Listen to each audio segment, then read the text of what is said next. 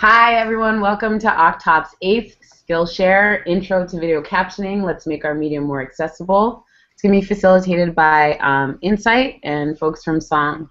If this is your first time coming to our Skillshares, they're going to be recorded live and archived on our website and on our YouTube page. Out for Change, Transformative Media Organizing Project, links LGBTQ and Two-Spirit community organizers, tech activists, and allied media makers all across the country to build our media making and organizing capacity. My name is Kamari. I'm the project coordinator for OCTOP. And why don't we just meet everybody who's in the Hangout and get started. So, hey everyone, my name is Gabrielle, and I'm from Black and Pink. Thanks, Gabrielle. How about Zhang? You want to say hi? Oh. Hi everyone, this is Jean from Freedom Inc. in Madison, Wisconsin. Thanks, Jean. All right, let's go to Mitchell. Hi, this is Mitchell Amara, and I'm a youth leader at Streetwise and Safe. Thanks, Mitchell. And Itza, you want to say hi? Hi everyone. So my name is Itza Carvajal. I'm representing the Esperanza Peace and Justice Center. Just stepping in for Susana. I'm a program coordinator here, but I also work heavily with the older digital archives that we have here. So I'm pretty excited to see what we can do with all of that raw footage using captioning. Cool. Thanks for joining us all the way from San Antonio, Texas. Yes. And Luis, you want to say hi? Hey everyone, this is Luis Ramirez, representing QUIP, the Queer Undocumented Immigrant Project, the project of United We Dream. Thanks, Luis. And Sasha, you want to say hi to everyone? Hey all, I'm Sasha Costanza-Chak.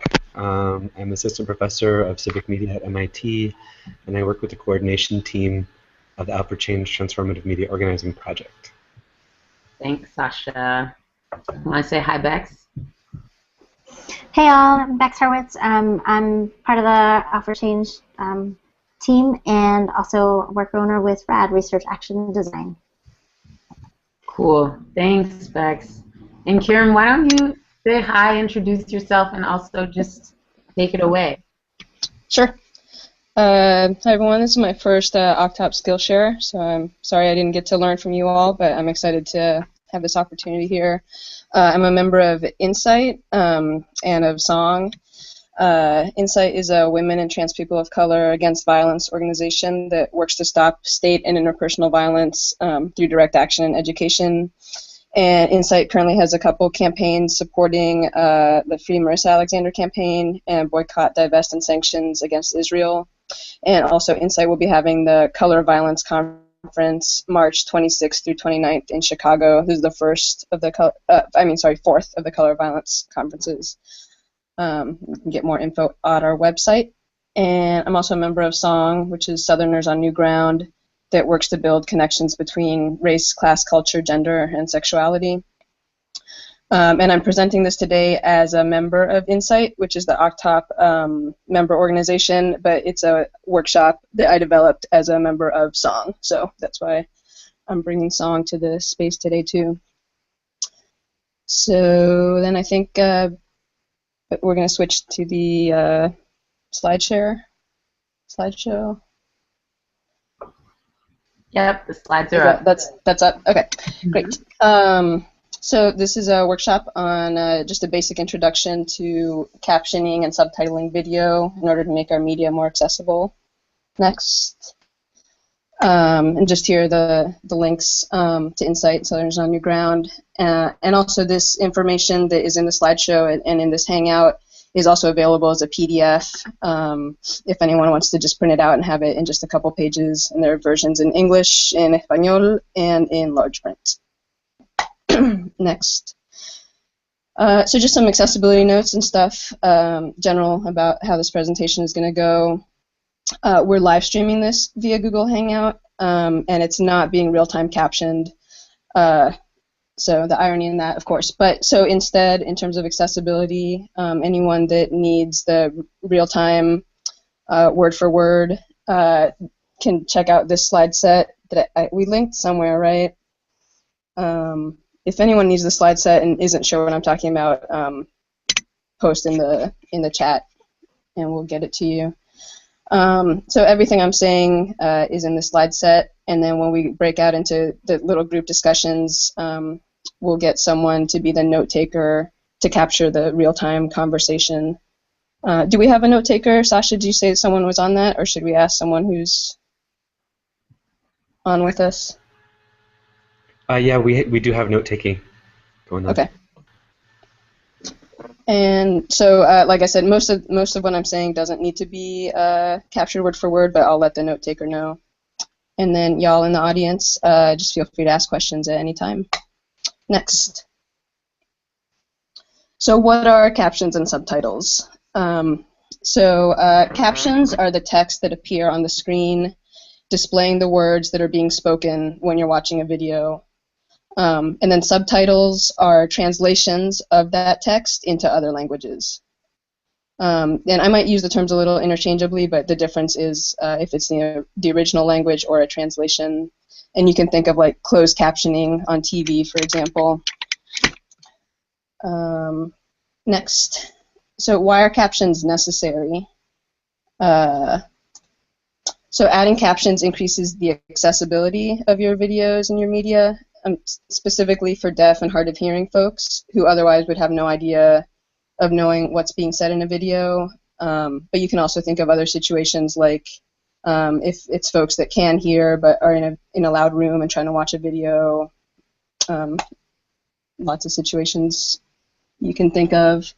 And then what about subtitles? Why are subtitles necessary? Well, that just goes into language justice, increasing the language justice of our media work and accessibility in that way.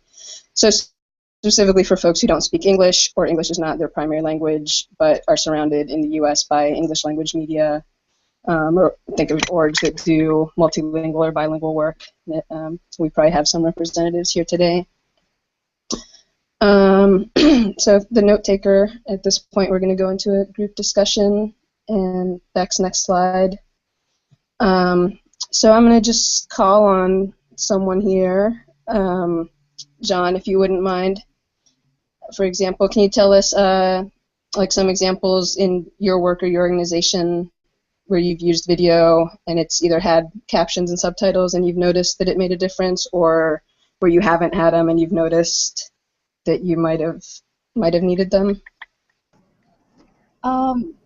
Yes. I don't think we've ever used caption or subtitles before, and I think it's always been difficult because we do a lot of multiracial work, intergenerational work. So there was always groups in the corners trying to translate and talk about what's going on in the video, which I think takes away a lot from the work. Yeah, totally. Thank you, John. Yeah, you pretty much hit on one of the one of the main issues. Like the people who aren't represented by the main language or who are deaf are off in the corners trying to keep up. And that's not the kind of community or the kind of movements we really want to build. Does anyone else want to throw out an example? I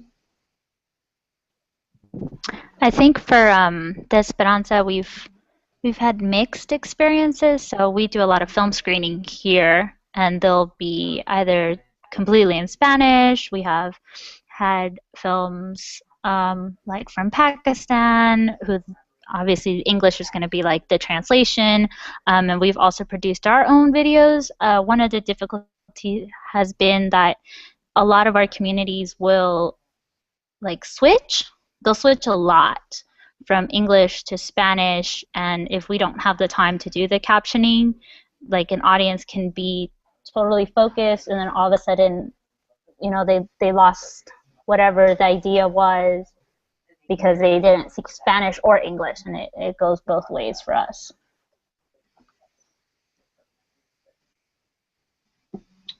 Yeah, definitely. I can see how what you mean by all of that, and just made me think of you mentioned like if something's a Pakistani film, then if you're watching it in the US, then in general everyone would expect that it needs to be translated in order for people to get it, and that's like normal. But if it's like a less, if it's like Spanish and English, or if it's captions for deaf folks, somehow it's not considered normal or important enough, or to prioritize captioning them compared to that example of like if it's a Pakistani film. And so just like when are subtitles or captions added?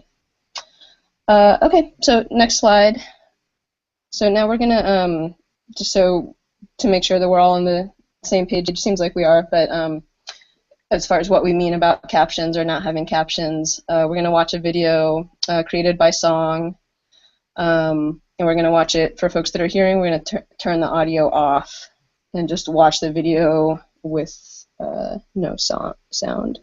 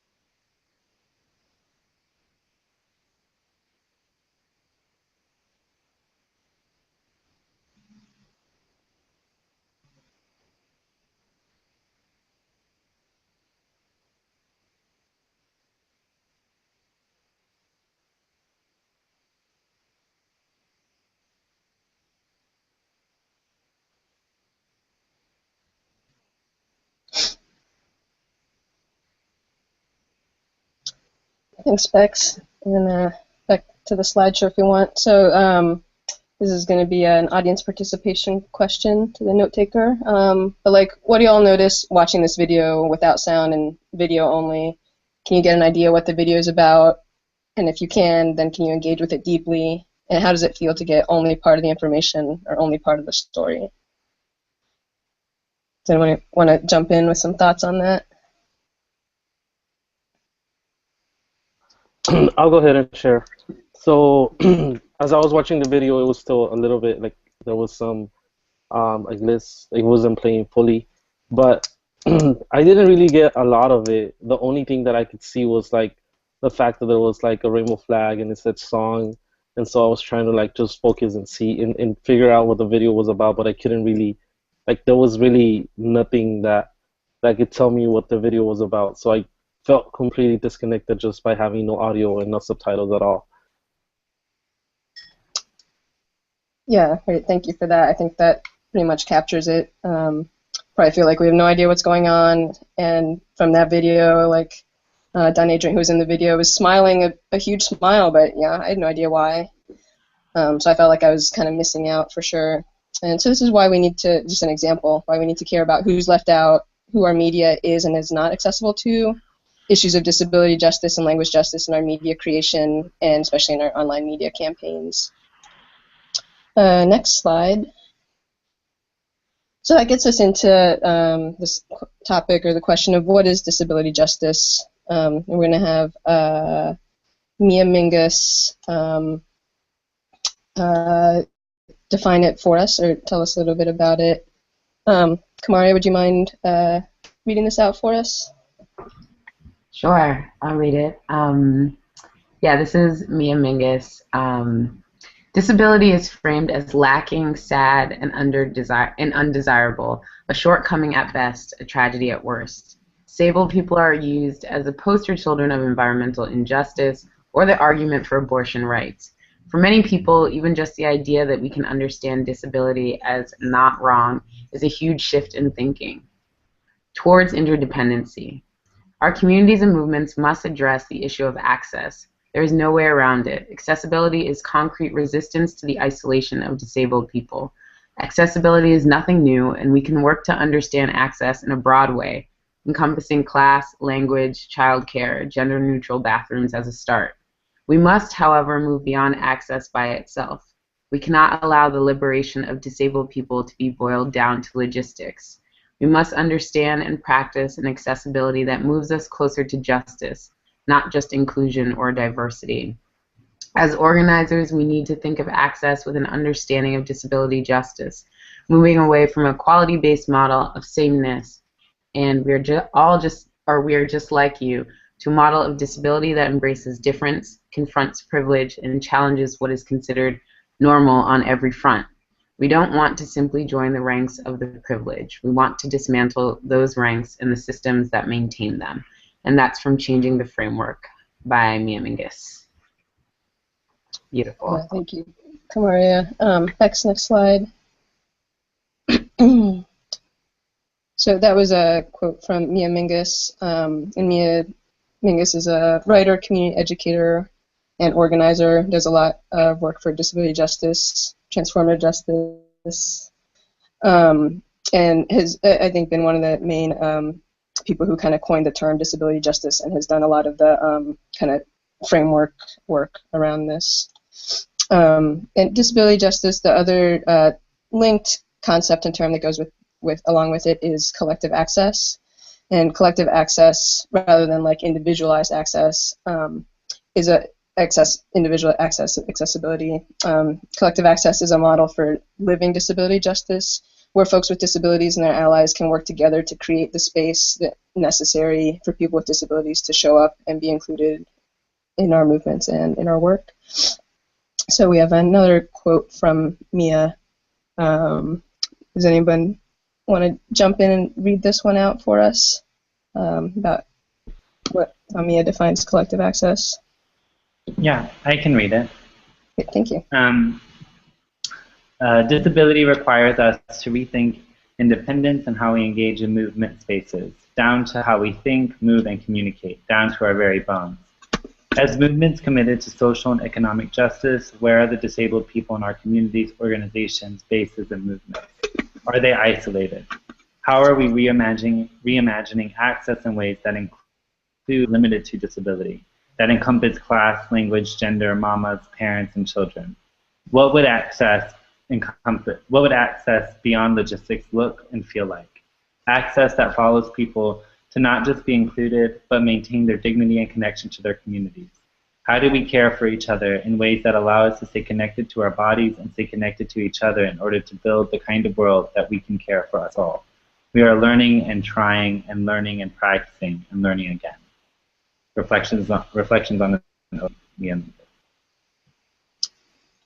Cool, thank you. And I'm just realizing I didn't put in the links for where these quotes are pulled from, but if folks are interested, I can. I'll do that at the end of this, and they'll be in the final version of the slides. Next slide. So, does anyone want to throw in some thoughts on your organizations, where you see disability justice and collective access in action, or where is it lacking? And of course, it's a bigger topic than we can get into today, but let's see. Well, it seems like everyone's been called down. Bex, you wanna? Yeah. Let's see.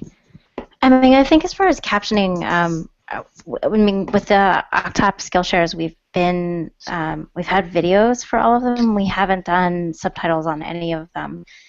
We do sometimes take really complete notes, and I think that goes some way for folks who cannot hear. You can read a live transcript, but we don't tend to caption the videos at all.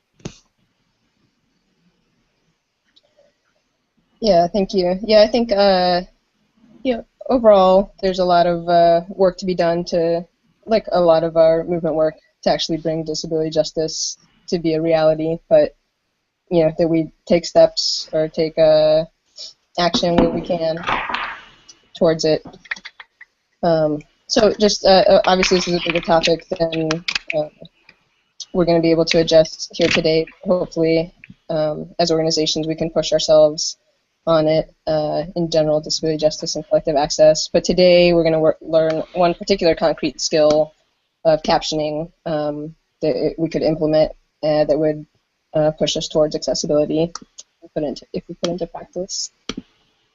Next slide. So you might think, like, aren't videos captioned already? So you might have that idea because, like, shows and movies on TV do have captions by default, or not, they're not on by default, but they're always available. That's because it's a federal law that network TV and movies must have captioning, and that came around as a result of disability organizing and the Americans with Disability Act. So TV is captioned, but let's be real, like, most of the time these days we consume our media online, and there are fewer no laws requiring accessibility and captioning online, so online content providers generally don't bother with captions. Like, it's not until in the last year that Netflix made a commitment to caption content. So that's still in the works, but, you know, that's however many, you know, that's a main content provider that people use to watch media that would have been only sometimes accessible.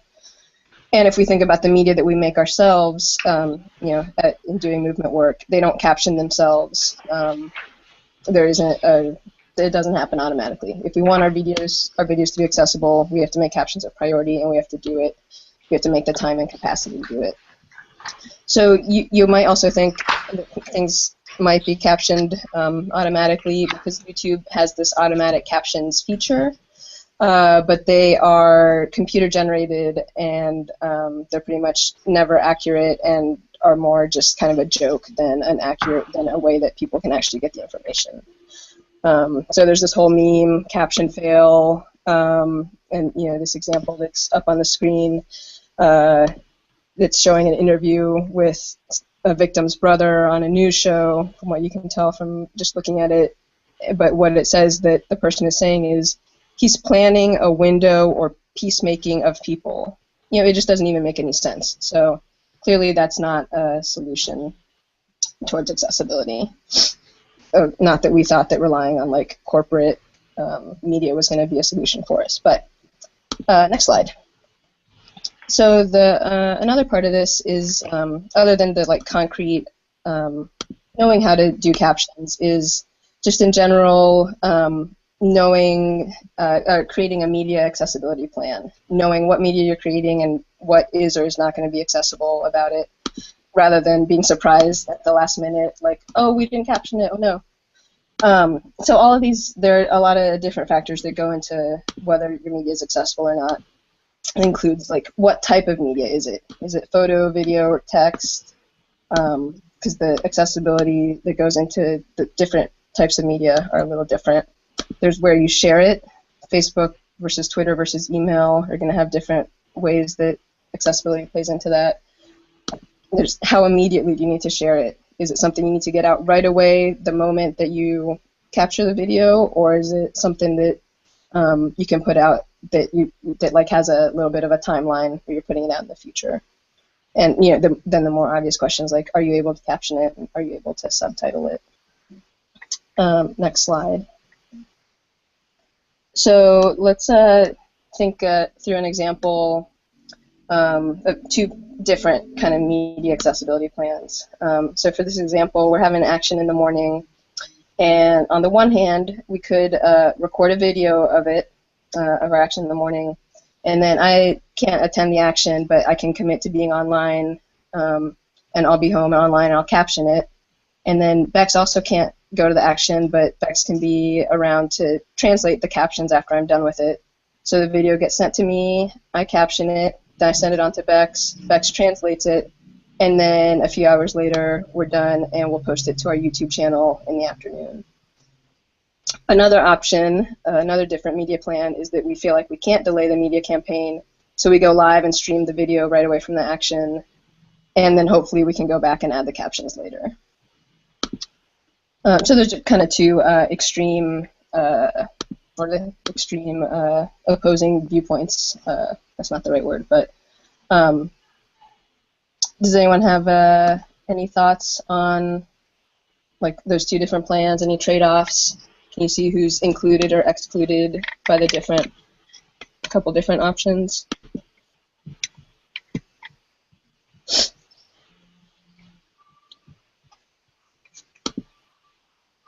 Let's see, Luis, do you have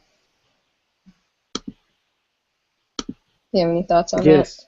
So I feel that from the first one, I guess the one on the top to the bottom one, like you're excluding people who like don't understand a certain language just because you're translating on one and on the other one you are not. So the first one has a lot, I guess, like a lot more thought onto how you can outreach to more people with like different backgrounds, not just necessarily somebody who has, you know, an accessibility disability situation. So, you know, both of them go viral, but I feel that the message is just not spread in the same way that the first one is. So I see that the first one is just a lot more inclusive. Yeah, definitely. It's by making the plan ahead of time and having people who are committed to working on the accessibility and the language justice of it, you increase who you're able to reach with your video. The trade-off being, if it's something that you need to put out right away in order, for people to know that it's happening and join you, or different issues of why putting something out immediately might be more, might be the higher priority. Those are some of the trade-offs, and how can you deal with all these different issues? So there's no one right solution. There's no one proper way to do it, but just to be thinking about some of these issues as you're creating media, as you're planning actions, and see what makes sense and what you can best do. Next slide. So if folks wouldn't mind, there's a list of some different points to think about when you're creating media and to go into your media accessibility plan. And if folks wouldn't mind, we'll just kind of go around our Google Hangout. If someone would just read one out for us. I'll start. Who do we want to see this video and image? What do we want them to know about our work? Will we caption the video photo before it goes out in the world? Will we put this video on YouTube to make it easier to caption? Will we translate the video with subtitles before we share it publicly? What is the time frame for producing and sharing this media? How will we share this video photo? Email, Facebook, Twitter, and our e-newsletter? What types of media are we creating? Example, video, photo, graphic, PDF, Word doc, audio. What are the various access, language implications of each of those? Y'all are great with all the audience participation. I love it. So again, these are just kind of the bullet points as a recap of the different things that can go into a media accessibility plan. And if you find them useful and you want just to print these out, you can always print this slide, or they're available in the PDFs that I mentioned at the beginning. Next slide. So we're pretty much ready to move on to learning how to do the actual captions. Now that we've learned what captions and subtitles are, why we should add them, why we should care about them. We've learned about disability and language justice and accessibility. Do folks have any questions about kind of the background, the theoretical framework, before we move on to the hands-on? I will take that as a no, so let's go ahead and next slide. So then how do we make the captions?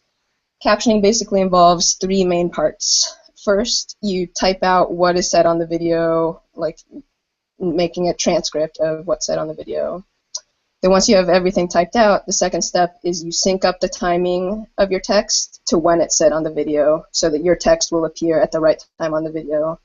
And then the third step is you upload your caption information file. Once you're done with steps 1 and 2, you upload that file to your video so that when your video gets played, it has the caption information.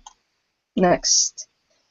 So to do this, we'll use a tool, an online tool called amara.org, AMARA.org.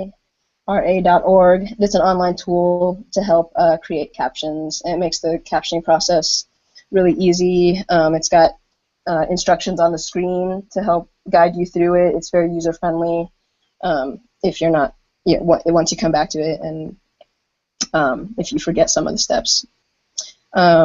And then, so we'll create the captions with Amara, and then we'll copy the captions back to our original video on YouTube or Vimeo or wherever it is, and then the video will be captioned.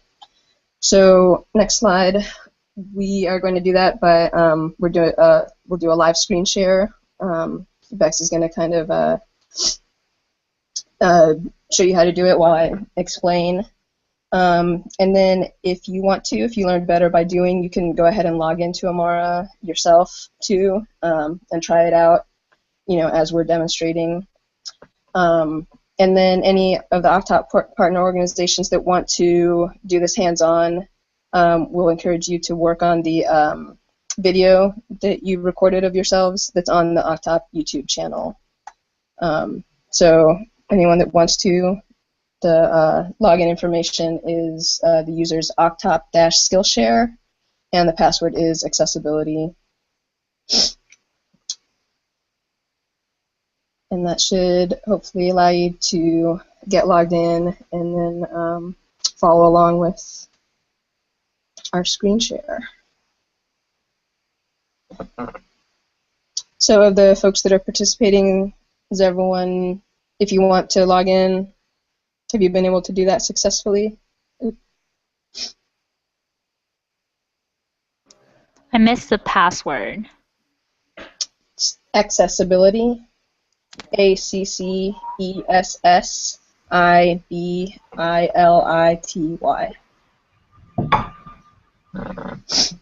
It's also down in the group chat in the Google Hangout and up on the slide. And if anyone feels like logging in and doing it at the same time is too much, not a problem. You don't have to. You can just watch along this screen share for the first time, and then you can always log in later.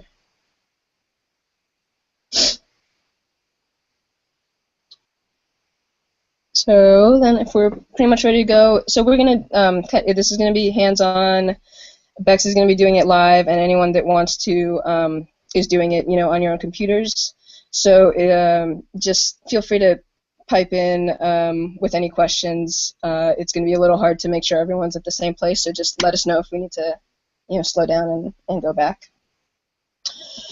So once you're logged into Amara, the first thing you're going to do is pick your video. Select what video you want to work on to add your captions to. So you go over to your YouTube, in this case, is what we're going to do. And you just copy and paste your YouTube URL. So the youtube.com/blah, blah, blah, blah, blah, that's your URL. You just copy that, and you paste that into the box in the Amara window. So here we are. This is the OCTOP YouTube channel with all the videos that y'all amazing people made.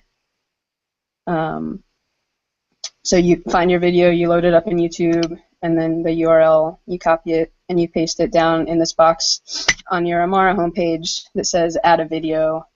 You just copy and paste it in there and hit the subtitle button.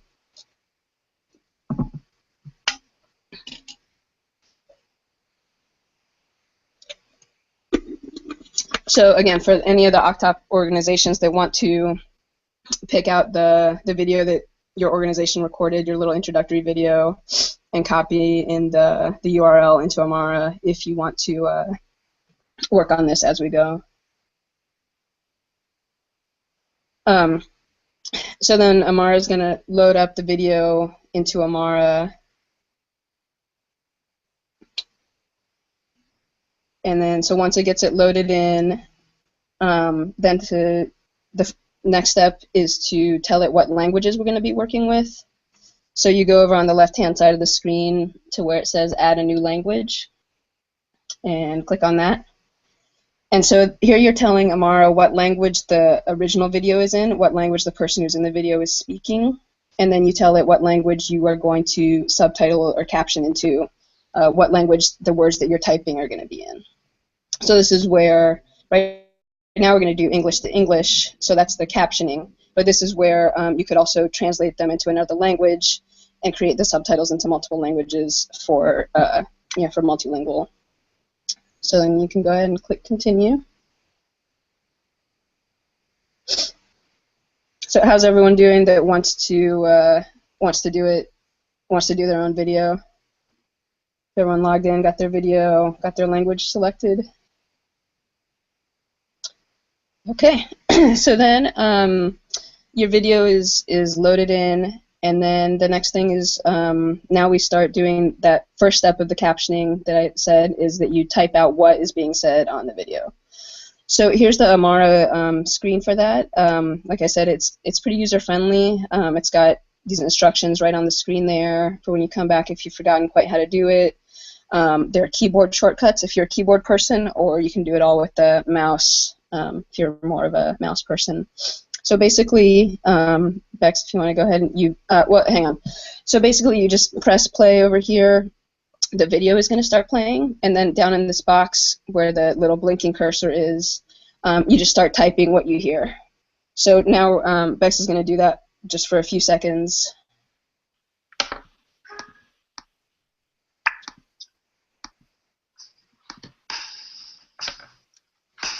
So Freedom Inc.'s mission is to end violence against and within low-income communities of color, particularly in Black communities, among communities, and we define violence very broadly, so that includes... So, Bex, can you pause for a second? Domestic violence and sexual assault. Okay, so I mean, that's the general idea. You play the video, you type out what's being said. So unless you're a really fast typist and like a professional transcriber, you probably aren't going to get it all the first time. So you can kind of get what you can the first time and then go back through and edit, or you can just kind of pause as you go. Like sometimes I'll just play it for a few seconds, I'll hear what's being said, I'll pause it, and then I'll type out what I heard. If you're really good with the keyboard, it's easy to kind of type and pause and play if you use the tab key over there, like it says in the keyboard shortcuts on the left. So that's up to you, like what's easiest to do. The main thing about this step is, if you'll notice, that Bex is putting just a few words per little caption box.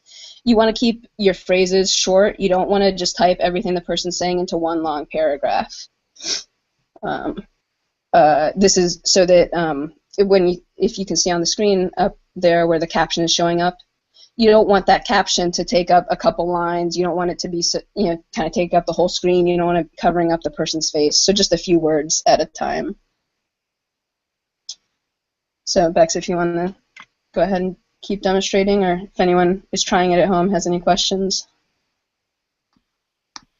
Also includes systems of violence like capitalism, racism, sexism, heterosexism. So we do our work in the Black and Hmong community, and we work with women, youth, and queer folks. And so our work is about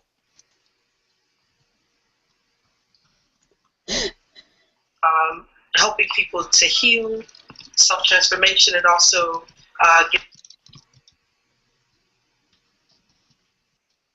giving people political education and development.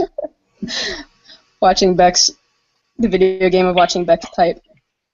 So does everyone kind of get the gist of how this works? And again, there's not very much that's difficult about it. It's a pretty user-friendly interface. The main thing is that unless you're a really fast typist, it just takes a little while. You have to kind of watch the video. You have to kind of go back and forth to get it at, so that you can get all the words down.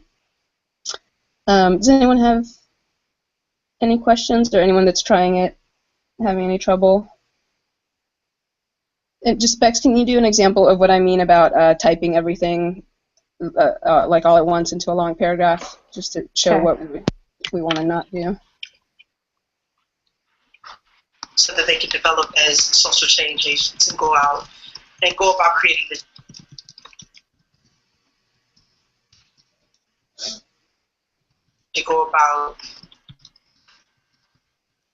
organizing their communities to end the violence. Okay, so see how if you accidentally, get into what the person's saying and you forget to break it up into chunks, if you put this really long paragraph, it's taking up the whole screen and covering the person's face, etc. And Amara will warn you. Down here on the bottom right, you can see that they're warning you like, whoa, your caption's getting kind of long. So they'll help remind you about it. But so this is what we don't want, and what we do want are the nice little short chunks.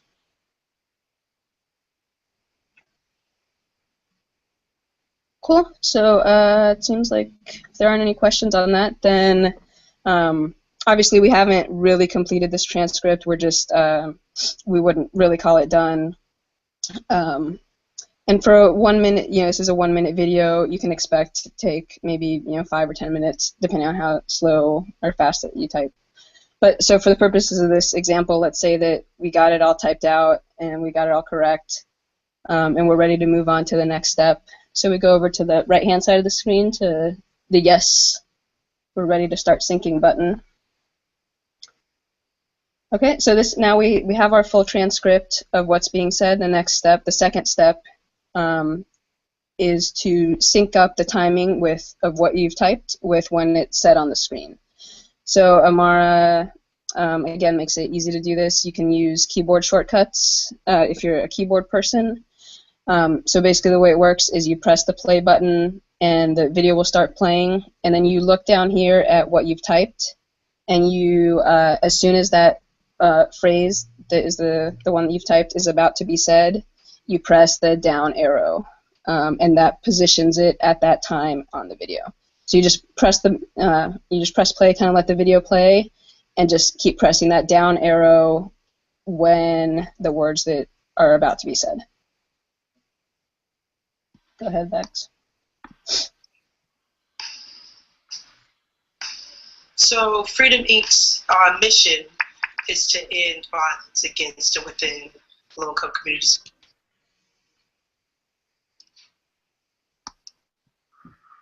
And so then if you didn't get it quite right, then now the other thing you can do is kind of drag and drop. You can use this drag interface to kind of position it. You'll see the little time codes right underneath where Bex's mouse is, 8 seconds, 9 seconds, 10 seconds, right? And you can just drag your the caption text around so that it lines up correctly. And you also have plenty of opportunities to come back and fix it, so it doesn't have to be all right the first time. Just kind of do your best, and you can always go back and fix typos and fix any of the timing as you go.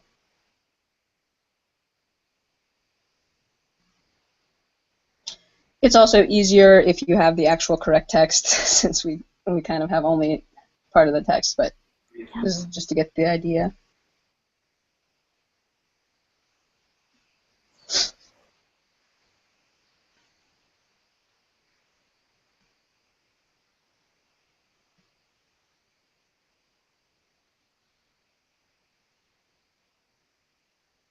Bex, I think we lost your audio, or at least I did.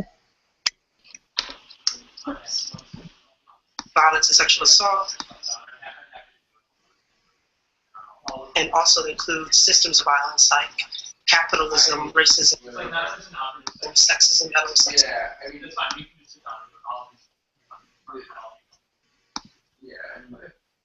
Sexism, heterosexism.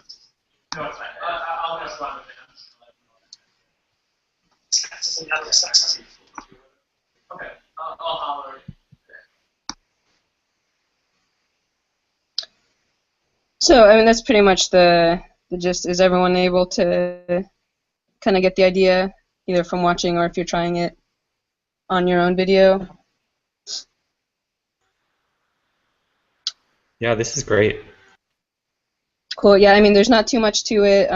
They make it pretty easy with the different keyboard and mouse options. What was I going to say? Oh, don't forget to save your work every so often, assuming that you have good stuff to save. Yep, up in the top right, we'll save it for you every so often, or it won't save it for you every so often. Just don't forget to do it. And then resume editing. What was I going to say? Oh, with the timing, this is definitely something that you can spend a lot of time on if you really want to get it just right. If you're really kind of picky detail person to get it, down to the millisecond. Or you can, if you don't have that much time or you're not that picky a person, you can just kind of get it close enough. Probably close enough will work for most situations, most videos. But then, I'm pretty picky, so I'm always moving the mouse back and forth to the last millimeters. But so just that there's a pretty good range there as far as how good you have to get it. So okay, if there are no more questions, then we can move on to where we would tell it that we finished the timing. Once we had it correct, we'd click the Start Review button. It seems to, Amara is having some bugs. I don't know why the button, at least for us, is not showing up. So I think let's try this workaround. Bex, hit Exit. And that's just to say if you're done with this video and want to go back to the main screen. But then don't actually exit and cancel when it, oh.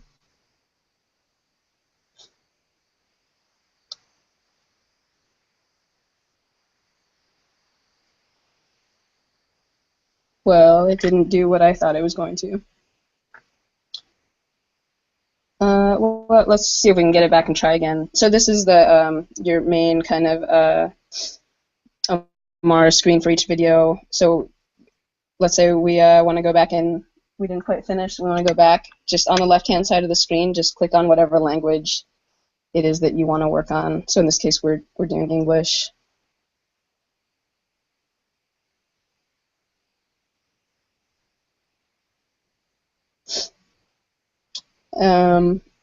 And then up on the right-hand side of the screen, there's the Edit Subtitles button, and that'll get you back to the editor screen.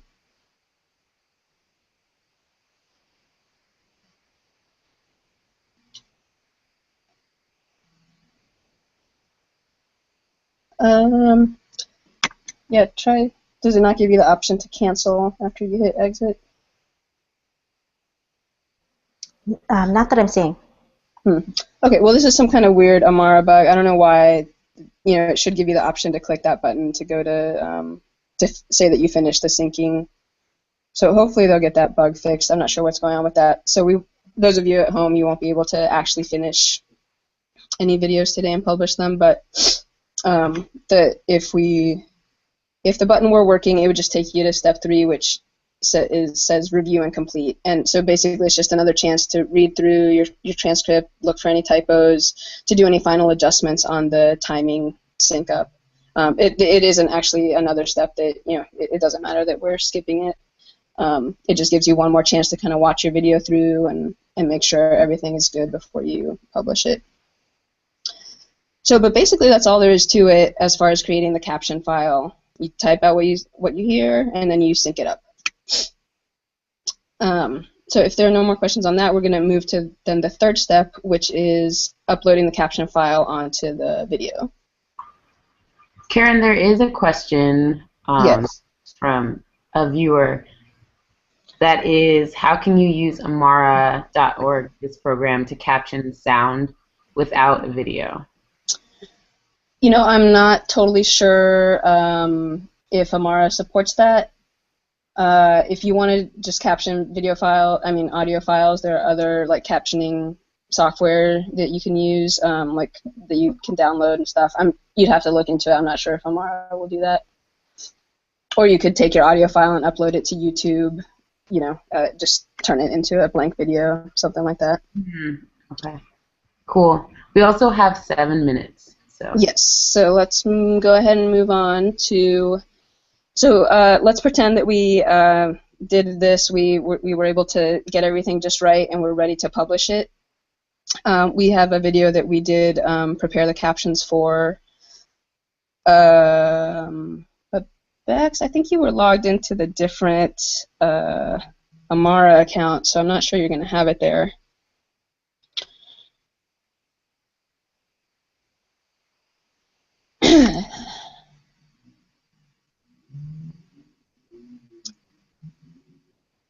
So while Amara, okay, yeah.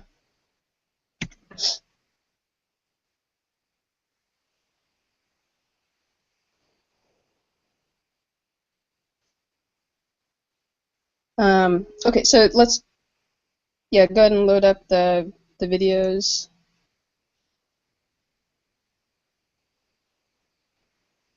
And then you actually have to go to activity.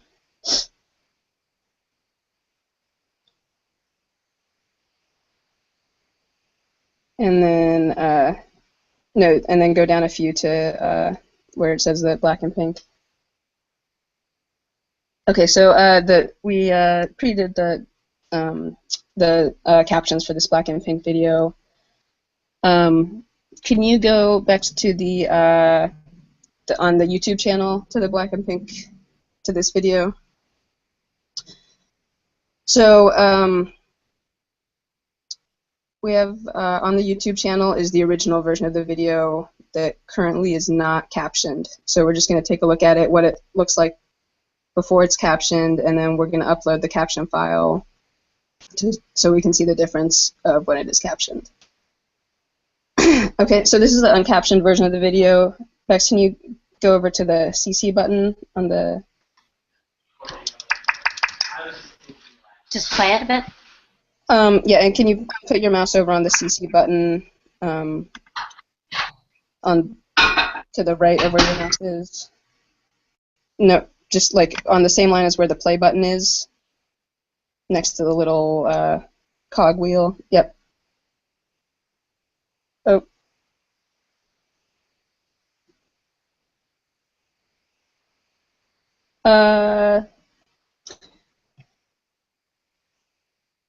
Yeah, so let's go back to then Amara.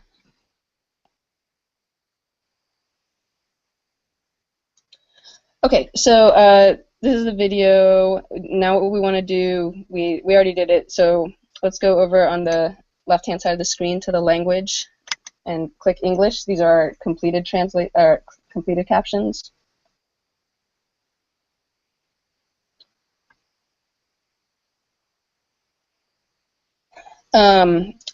So now instead of editing the subtitles up on the right-hand side of the screen, we're going to go to the tab that says Download.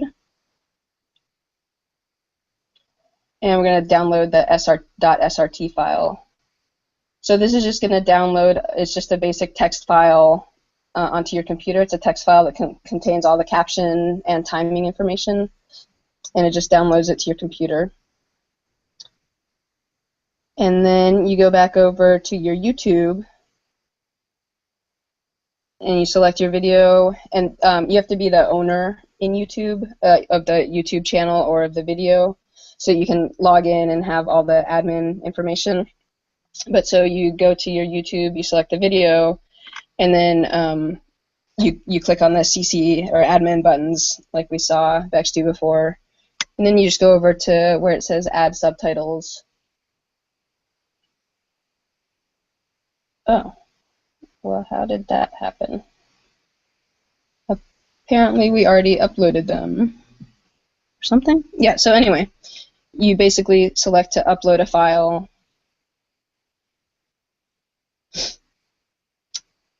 And you just upload that file that you just downloaded from Amara.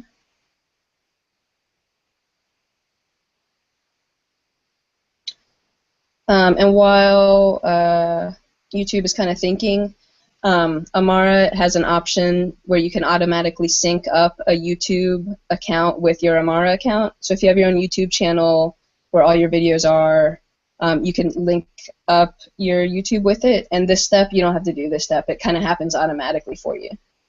So if you have your own YouTube channel, that's a good option. If you don't have your own YouTube channel, then you just do this little step here to upload the file.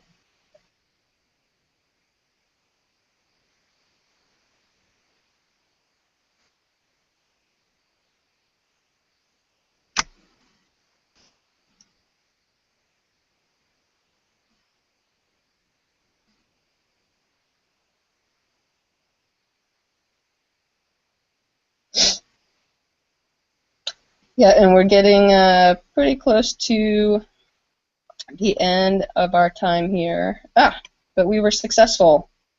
So the caption file uploaded, and now as the video is playing, you can see that our captions are appearing.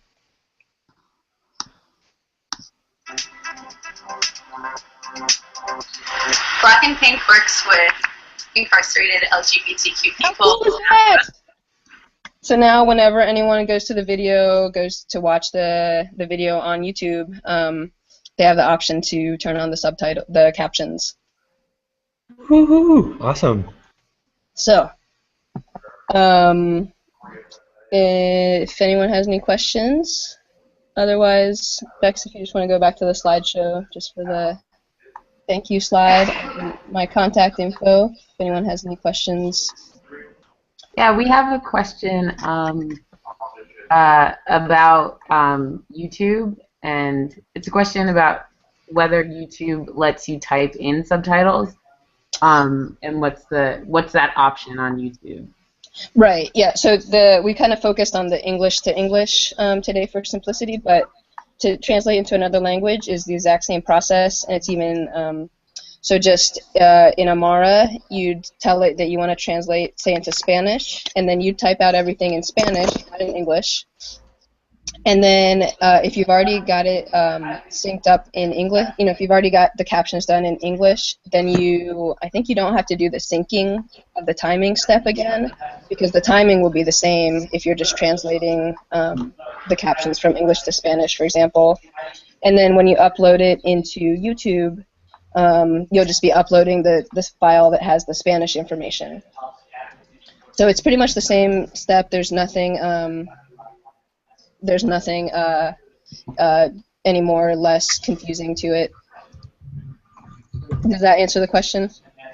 Hi, Karen. No, I actually meant I was noticing in the YouTube page that it let you type in, so like captions, and it looked like you could do what you were doing on Amara just through YouTube directly. So I was wondering if that was true, or if that was just me assuming. I'm not sure I know what you mean. That they called it captions instead of subtitles?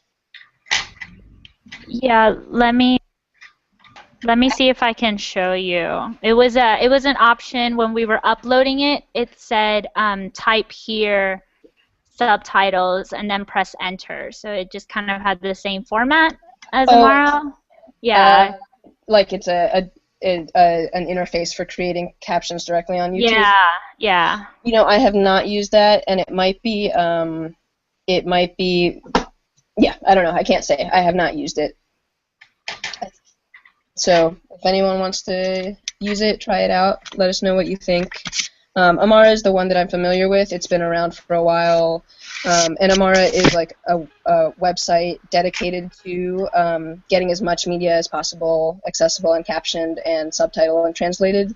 So that's part of their, that's their whole mission. So yeah, another thing to add about that is that if you do it, if YouTube has their own service for captioning that they've added, if you do it there, you won't necessarily be able to get those subtitle files back out.